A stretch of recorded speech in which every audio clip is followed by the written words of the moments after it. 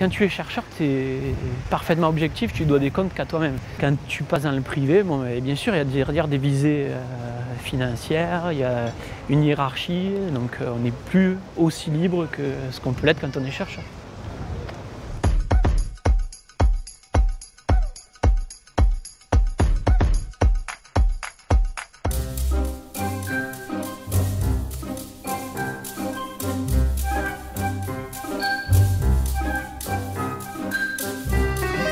Nous sommes devant le bâtiment de géographie de l'Université de Montpellier où j'ai passé 14 années de ma scolarité universitaire.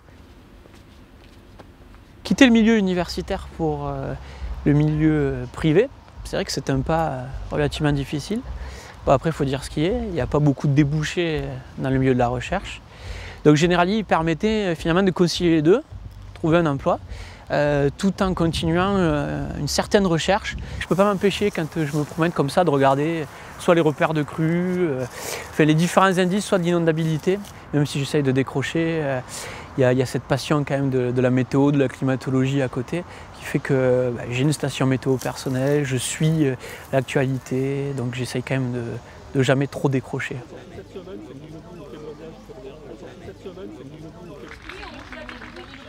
On va essayer de commencer à l'heure. Je vous remercie.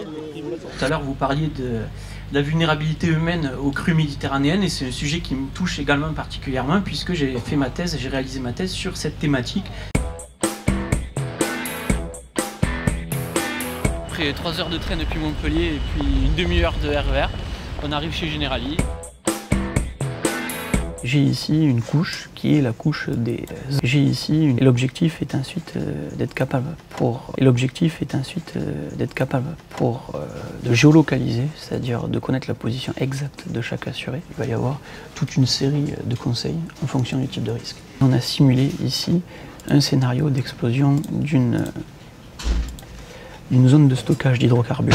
Quelles seraient les différentes maisons, donc les assurés qui seraient touchés. Faire payer plus cher les assurés en fonction des zones dans lesquelles ils habitent, qui est finalement une des questions récurrentes qu'on peut se poser vis-à-vis du secteur de l'assurance, c'est posé. Et je me la suis posée avant de rentrer chez Generali.